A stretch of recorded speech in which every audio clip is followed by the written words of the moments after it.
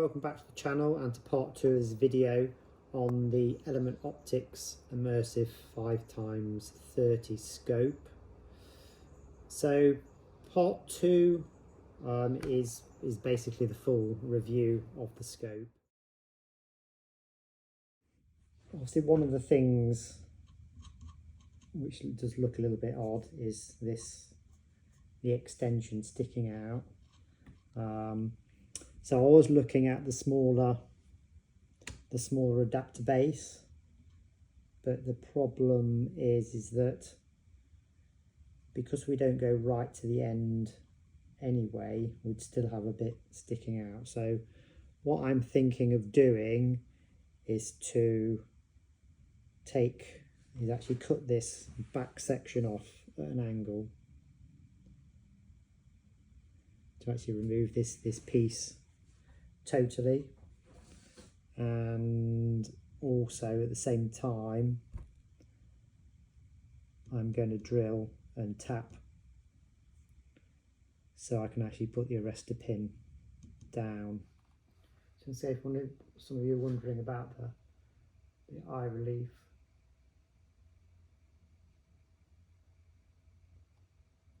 so we've done these little bits. So let me show you. So we've taken that back section off, took it off at like a 45-degree angle, and I've kind of given that a little bit of a spray with some black, so that looks okay. And we've also drilled and tapped for the arrestor grub screw. Last night we went ahead and I used my laser level to get it as close to 0 as possible.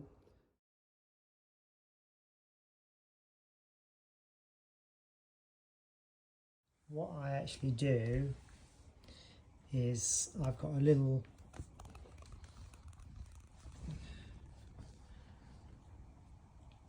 hoopah laser level. So what I do is I center it down the barrel both ways. Let me try and get this.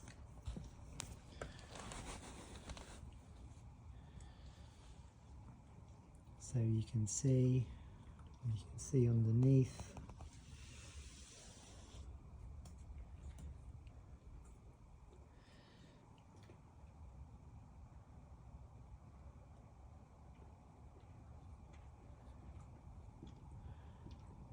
So I obviously check it down the whole length of the barrel.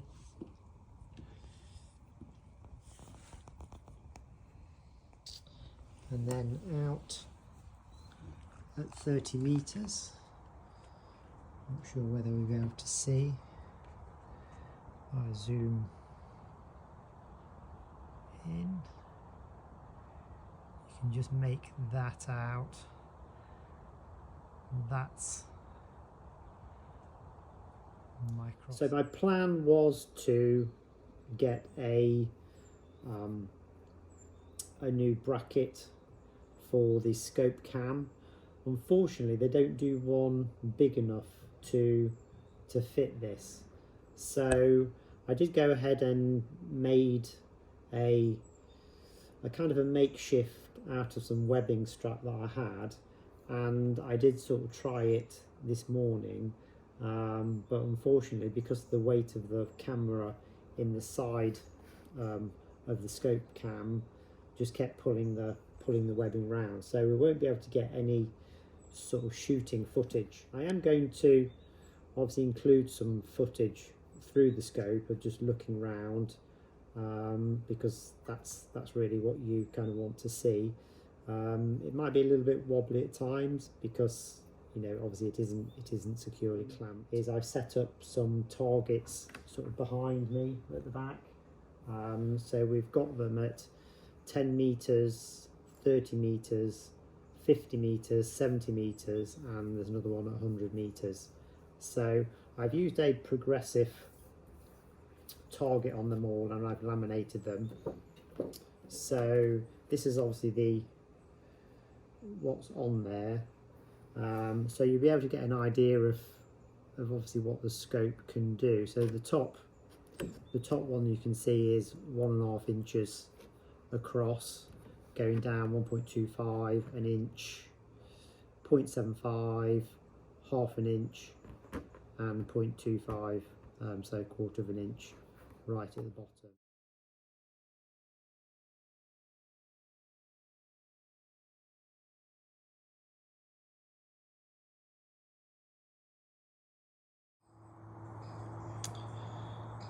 Okay, so this is the view at 10 meters. Target, same progressive target at 30 meters.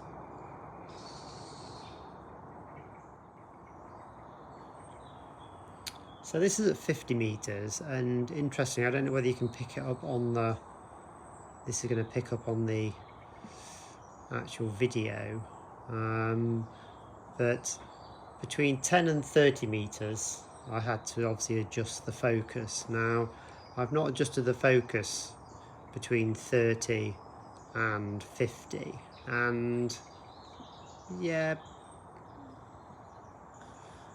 having looked through the looking through the scope,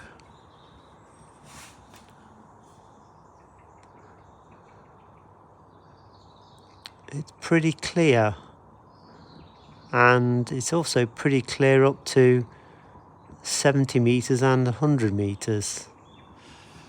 So I'm not going to, oh, the scope cam's gone a little bit funny.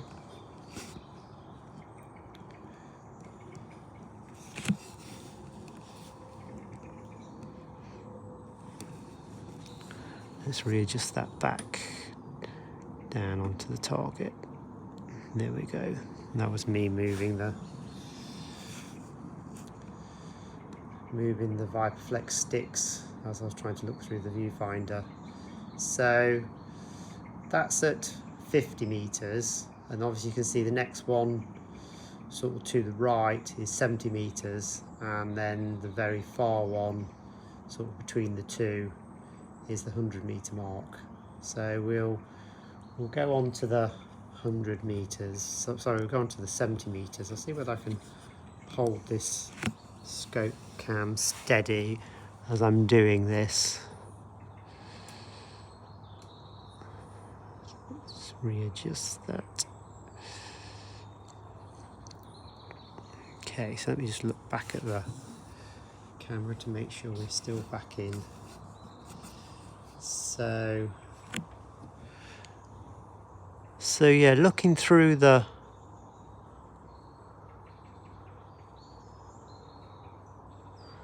sort of the back of the scope cam, which is obviously not as good as looking at through actually the through this lens itself, because I've got a bit of sort of,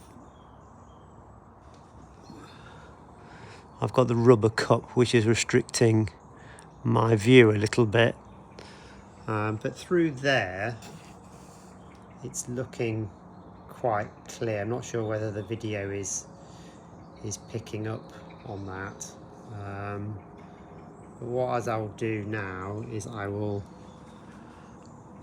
see if I can just alter the zoom slightly.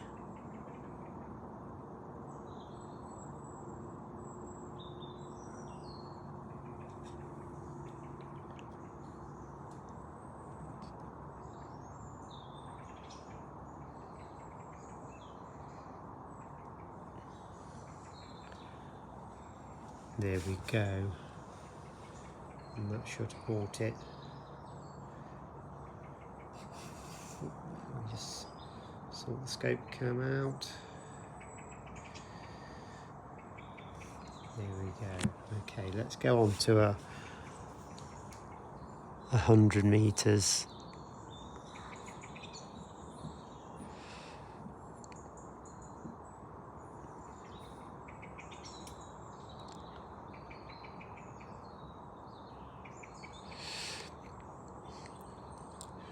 So this is first thing in the morning. It's about is it? It's 7:30. The sun is just sort of coming up, but it's still behind the sort of the woodland to my left. So it's sort of quite dull down there. So this would be a good opportunity to put the illuminated reticle on. So I'll go through the different powers. Oh, before I do that,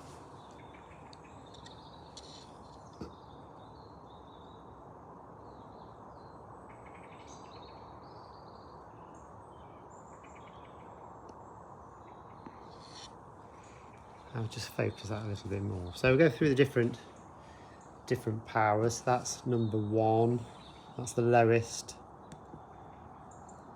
and then 2, 3, 4, 5, and 6, and that's sort of the most intense. And it looks pretty sharp looking through the viewfinder. I'm not sure how it's coming out on through the video. I'll obviously talk about that obviously when I've reviewed the footage. But that is quite bright, but quite sharp. I need to adjust the focus on this. Quite difficult to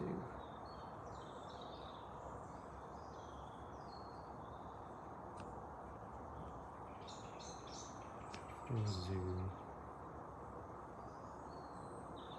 Okay, that's a bit better. Okay. Scope hand back a bit.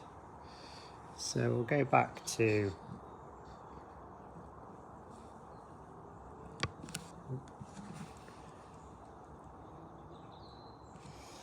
so that's the least.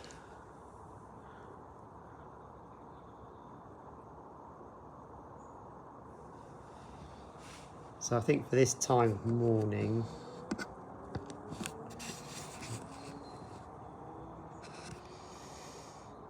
I think number 2 or number 3 might be. Click through the viewfinder and have a look. Yep, that looks quite nice.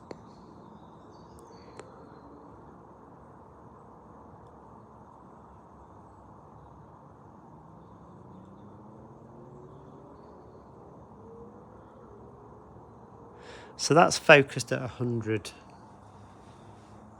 meters. I think the scope has just gone a bit funny. Let me try and hold that there.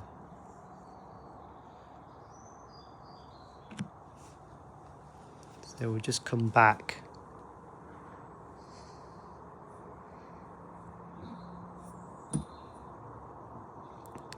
So that's 270. That's 250. And I can still make out, but it's just a slight blur. But you can still pick out a target. And then coming back to 30. Well, I can actually read that 30 meters on there.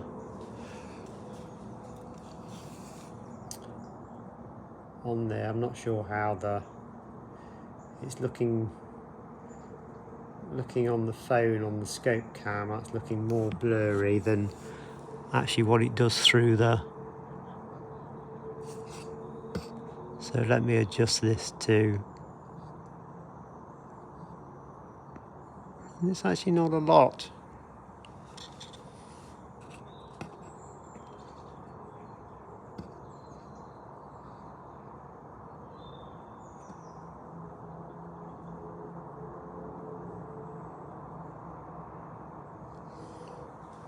So there's not a lot of variation between the 30 meters and 100 meters. I think I need to just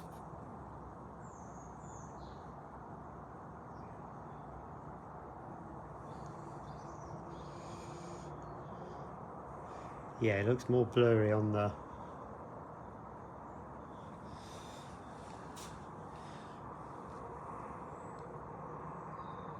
I don't know whether that's because I've laminated these targets and it's sort of picking up.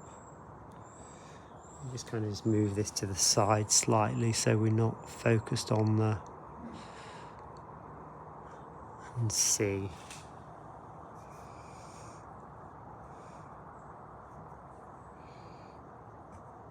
Let's try.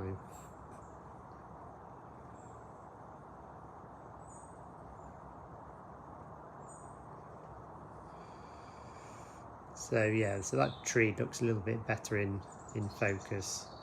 I think it may be these laminated targets that's kind of just giving a little bit of blur. So that's sort of focused at the 30. So let's come back to the 10.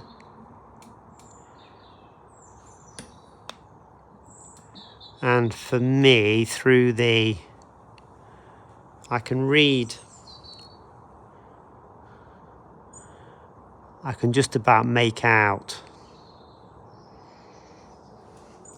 but it is quite blurry, and yeah, you can see that is on the, so.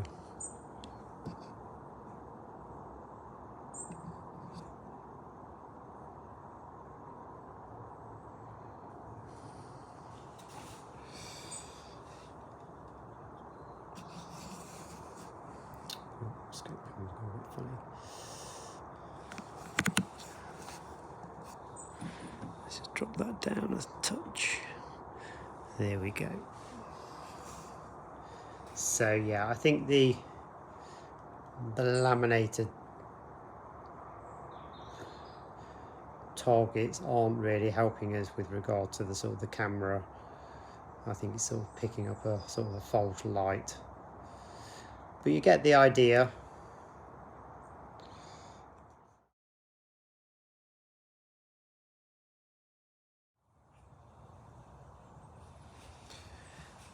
Okay, now you've seen this footage from this morning, we're going to show you some footage from sort of in the day. Obviously this is in the afternoon.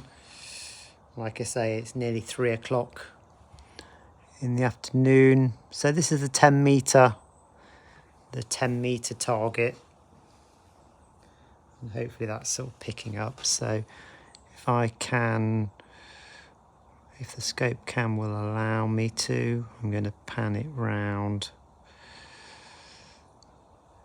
to the 30. I will obviously sharpen it up.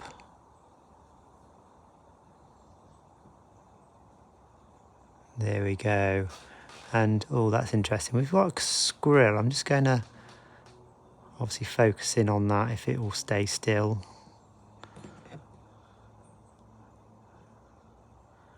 And that corresponds to about 50 meters. Oh, it's just gone behind the, that's a shame. It's just gone behind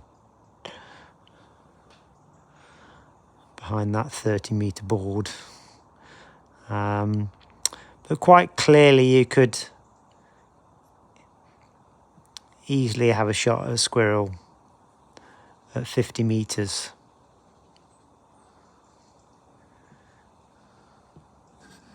So let us go back to this 30 meter board and we'll see if the squirrel comes back out too.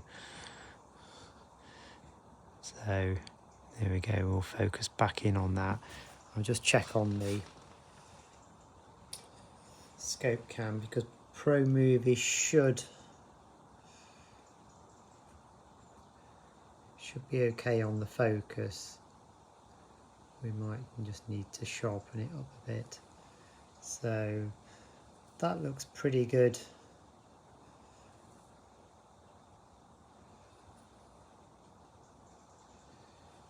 It's pretty good through the phone. So hopefully you're getting something. So this is going to be our 0 range. So while we're here, I'm just going to go through the illumination.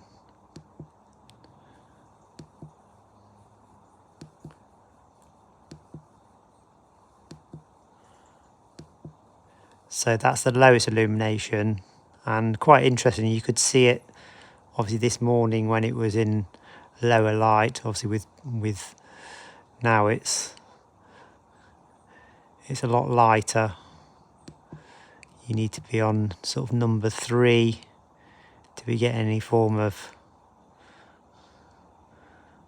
and that's number 4, that's number 5, and that's number 6. So let me just have a look and see what that looks like on the camera. Yeah, very, very similar.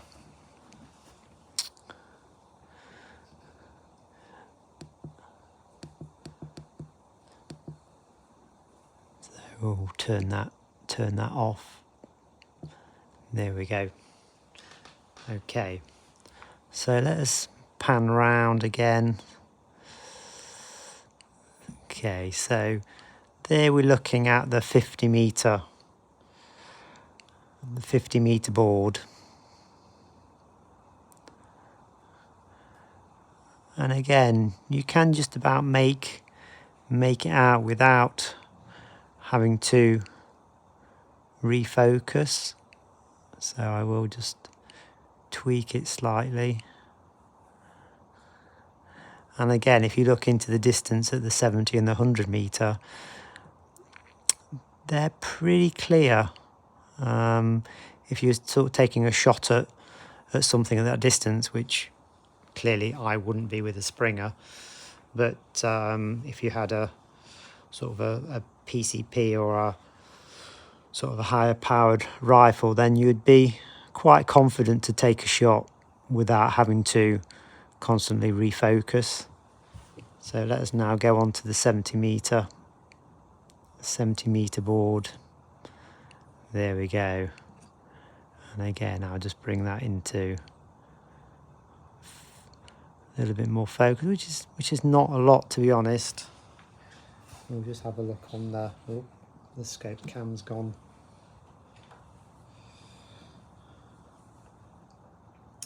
So when you're trying to do 2 things at once, you try and keep that there.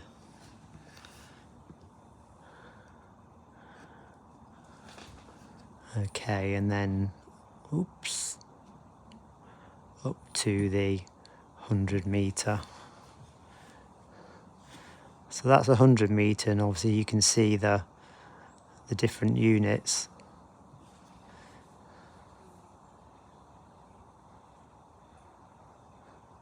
So it's a pretty good, it's not bad for 5 times magnification. To give you a bit of perspective, you can probably see, oh, there we go, the Magpie just above the reticle to the right.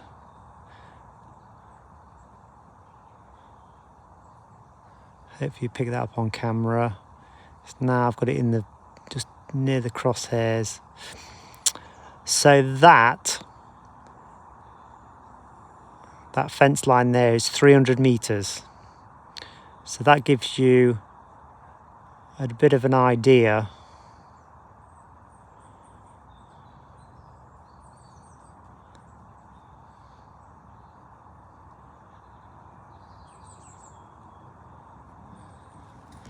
So let us pan back round.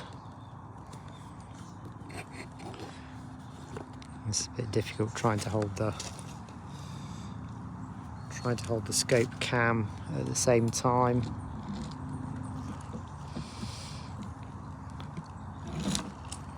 Okay. So this tree line just here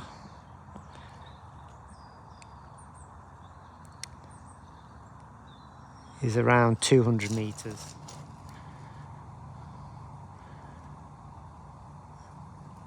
And this tree here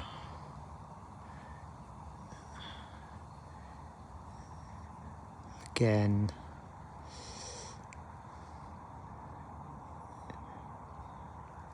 is about 100 meters away.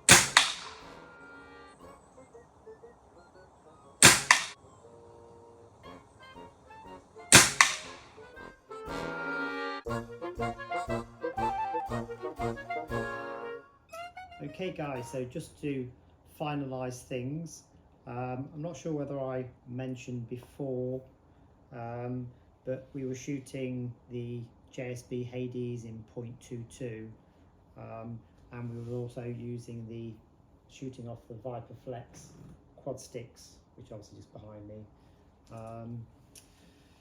So final thoughts on this Element Optics Immersive Series 5x30.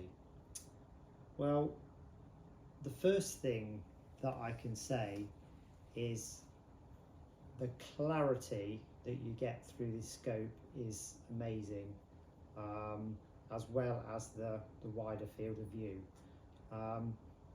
What this does, it makes target acquisition really quick. That is a really good point. When I was shooting the targets, which we'll go through in a second,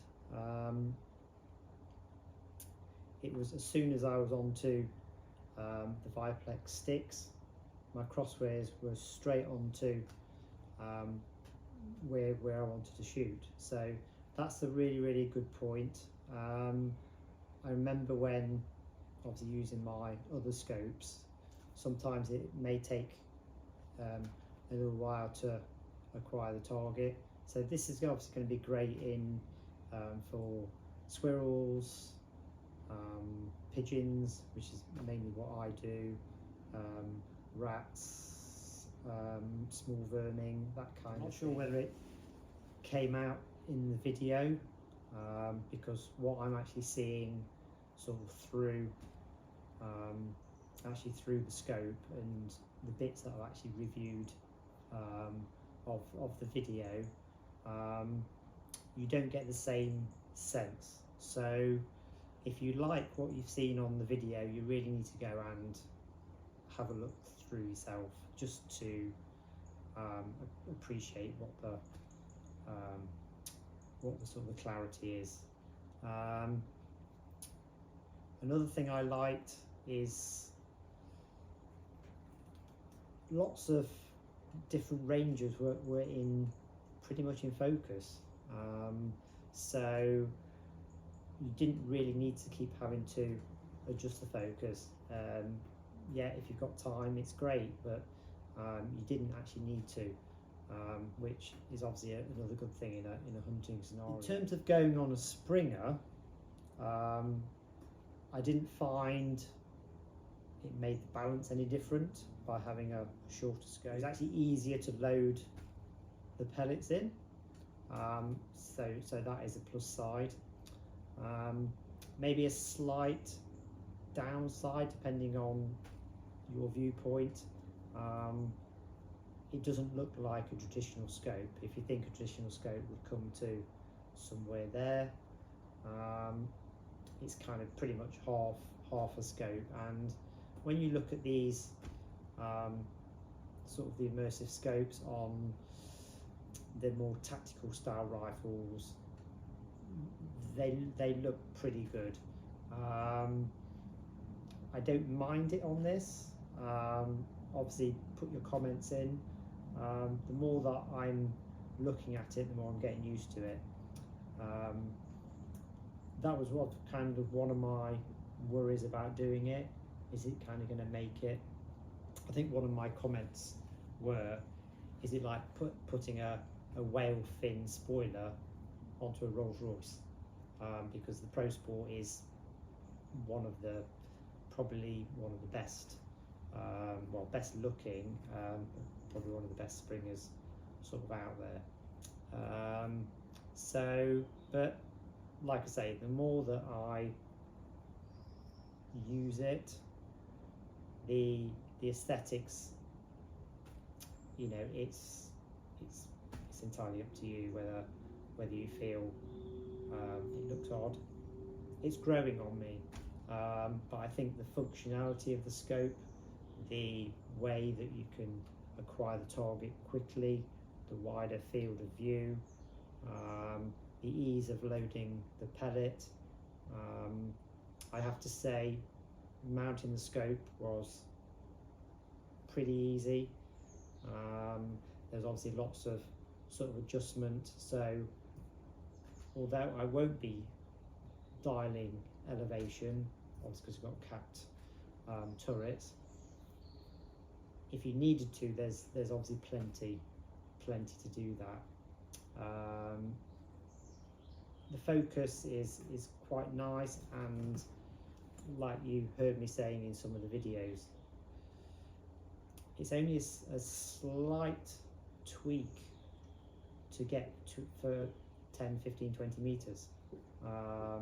So obviously it is a plus for that. The illuminated reticle is nice because it's not the whole thing that's illuminated. Sort of going to the reticle, I really like the reticle. I think that's one of the things that sets this scope aside from maybe the immersive optics scopes, because it is a very similar. Yeah, Element Optics have done obviously a few tweaks. I think the tweaks that they've actually done have made it more like an Element Optics scope than a immersive optics with Element Optics name on it. Obviously that's my personal view. You may have a different viewpoint, and obviously you're entitled to that. But for me, the reticle is fantastic. I was used to the Helix 4016 with the APR 2D, so the Christmas tree style.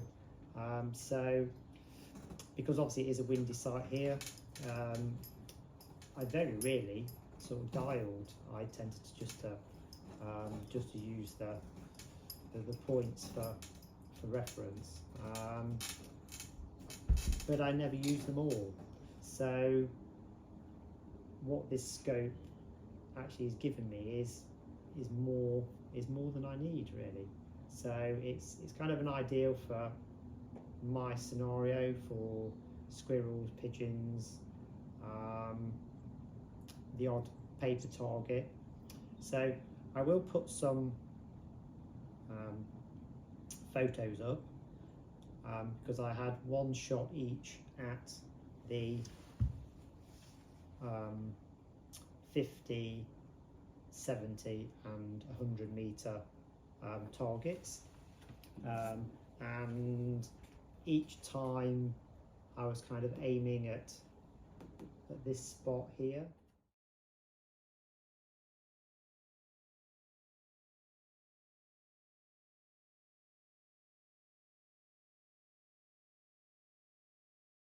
If we go to obviously the footage that we saw through the scope cam, was obviously my first shot, and then I had a few through this hole, a couple through this hole, probably a couple through this hole. I think there's one through there. So obviously that is down to me and to using the Viper Flex sticks, because you do actually get a little bit of movement. The gun is accurate. It's all down to the person standing behind. But you know, we got a few, and kind of even at the sort of the 1/4 inch, I could easily see the targets. So obviously that was that. And then I didn't obviously take a video of this through the scope cam, but I just put another little target up at the same time as shooting the 50, 70 and 100, and yeah, it was sort of pretty pleasing. So this size is probably equivalent to the, yeah, probably the 1.5 inch, I would say. So obviously the top one, so a little bit sort of easy to acquire with the 5x magnification, but yeah, pretty pleased with those. A couple to there. The last one I did was right through the centre. I hope you've enjoyed the video. I've tried to include as much sort of content to sort of give you an idea of kind of what the scope is about. Obviously for me, I wanted to do this video because I've not seen any videos or any sort of posts or anything like that regarding putting a scope like this, a prismatic, onto a spring air rifle. So hopefully it's sort of, if you do have a rammer or a twanger, then it is something to consider, because unless you're doing, like I say, precision sort of bench rest, and you kind of want that to be as close to the target as possible, this scope is ideal for the ranges that the springers can shoot at, or the gas rams can shoot at, and so I highly recommend the Element Optics Immersive 5x30. Love the reticle, love the features. So yeah, so hope you enjoyed it. Do leave some comments. If there's any other questions that you want answering regarding obviously putting it onto in a Springer, then if I can answer it, then I will do. But yeah, so bye for now.